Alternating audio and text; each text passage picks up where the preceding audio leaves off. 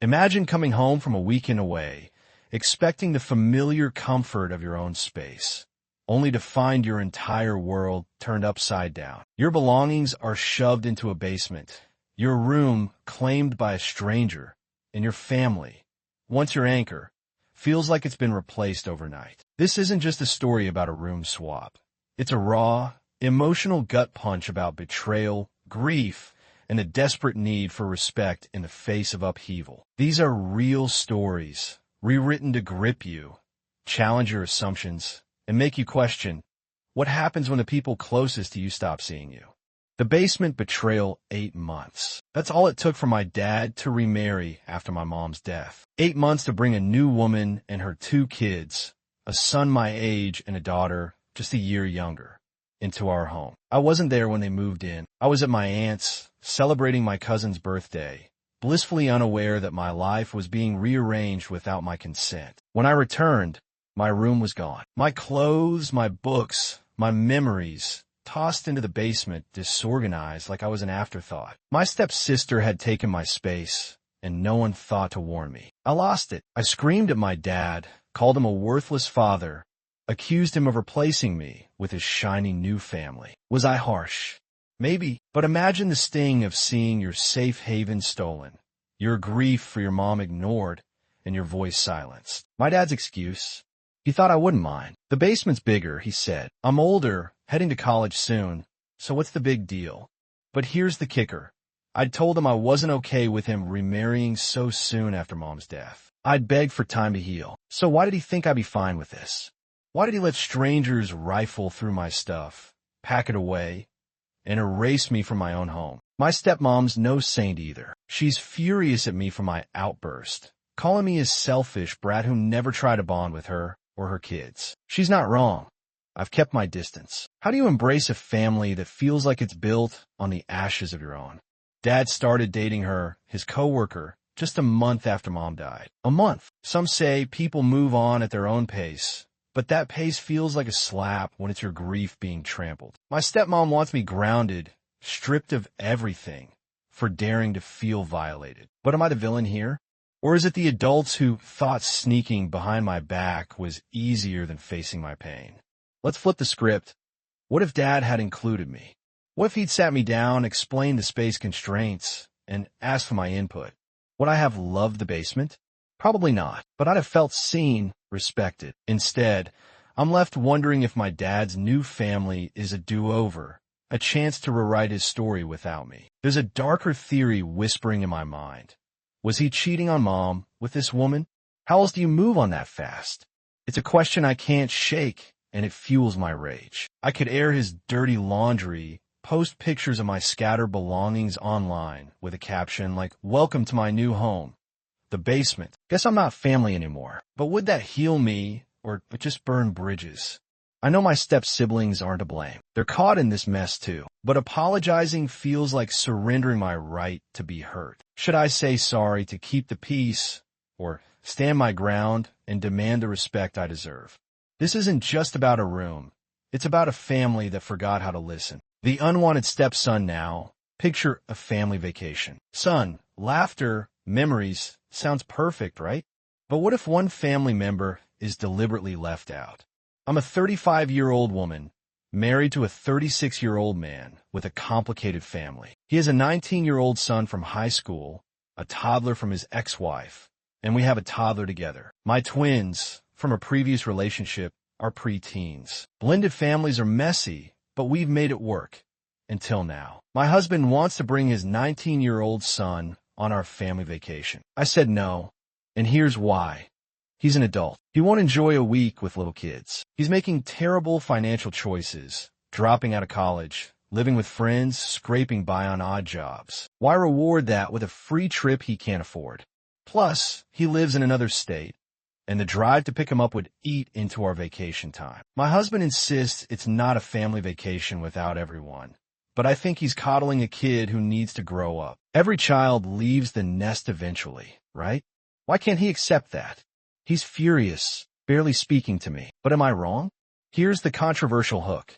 Maybe I don't see his son as family. Not fully. He's always kept me at arm's length, and I've given him space. Now, I'm the wicked stepmom for wanting a vacation focused on the kids who actually live with us. But let's be real. My twins and our toddler are my priority. Is it so terrible to want a trip that's about us, not a 19-year-old who's barely part of our lives? The backlash stings. People say I'm cruel, that 19 isn't a full adult, that excluding him could damage his relationship with his dad forever. They point out the hypocrisy. Would I exclude my twins when they're 19? No, but that's different. They're mine. Or is it? The truth is, I married a man who made poor choices in high school, and his son is the living reminder of that. Do I resent him for it? Maybe. And maybe that's the real reason I don't want him along. It's not about logistics. It's about control, about carving out a family that feels like mine. Admitting that feels ugly, but it's honest. Should I back down? Or is it okay to prioritize the family I'm building now? The entitled sister lets shift gears to a wedding, where joy should reign, but drama lurks. My sister is the queen of entitlement. She expects the world to cater to her, dumping her kids on anyone nearby while she lounges without a care. She's always been this way, ignoring boundaries and dismissing complaints. Once, she got mad because my fiancé refused to babysit her kids on her birthday, so my sister could attend a bachelorette party. Classic. Now, she's a new mom again, and her audacity hit a new low. At our cousin's wedding, my fiancé wore her usual perfume and body glitter lotion because, it's a wedding. My sister tried to hand off her newborn to my fiancé, then flipped out when she smelled the perfume. She accused my fiancé of being insensitive, claiming she should have known she'd be around a baby and skipped the scent. My fiancé shut her down.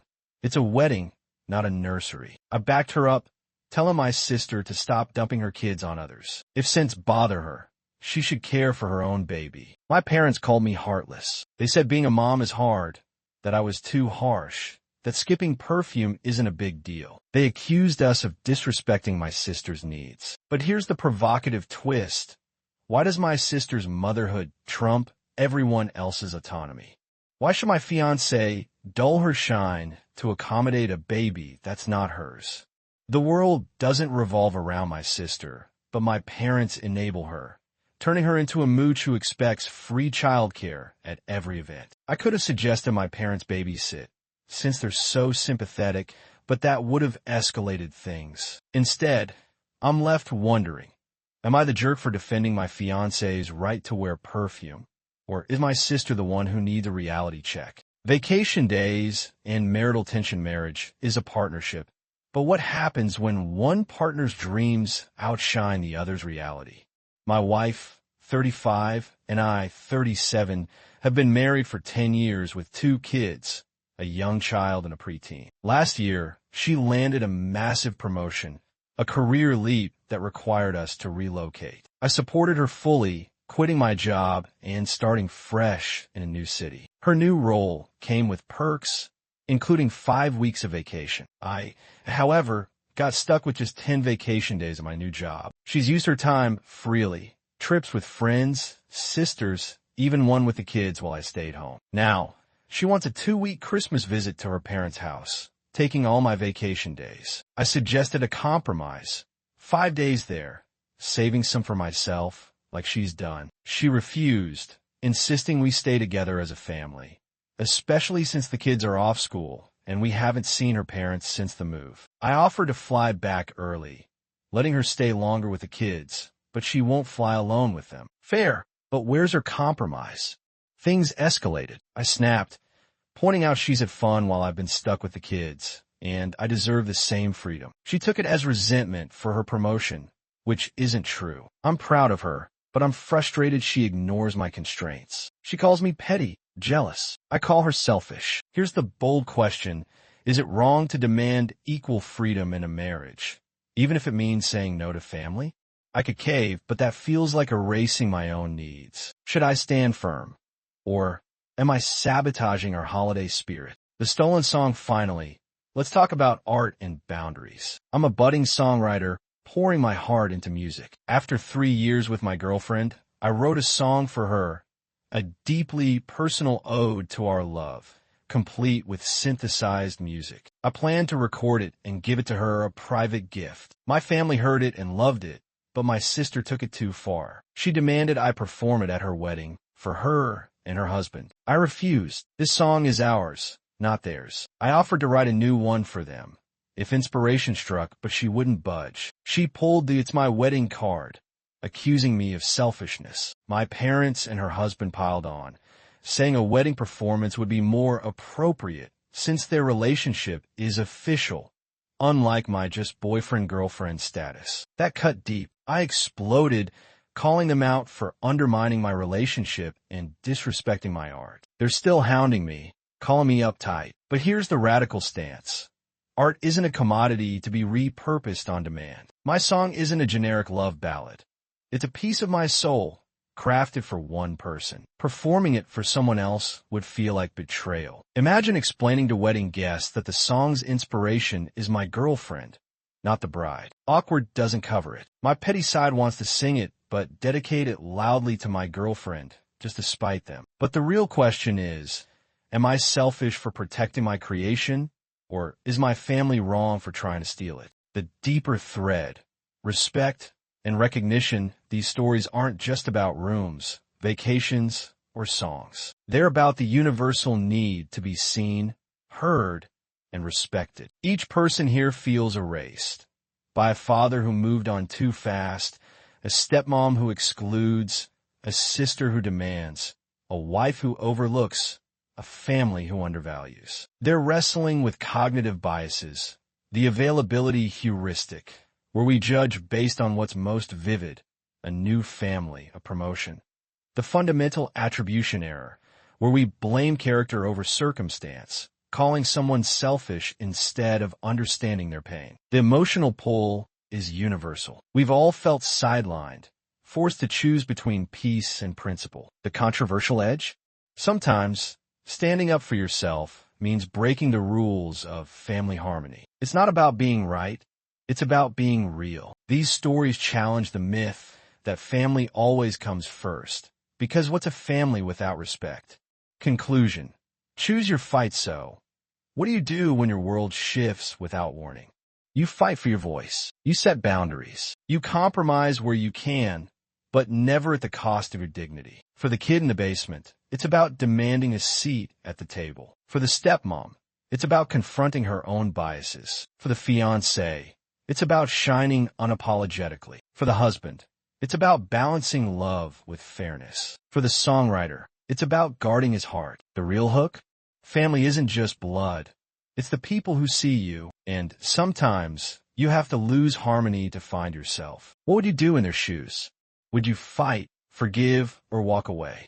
The answer says more about you than you think.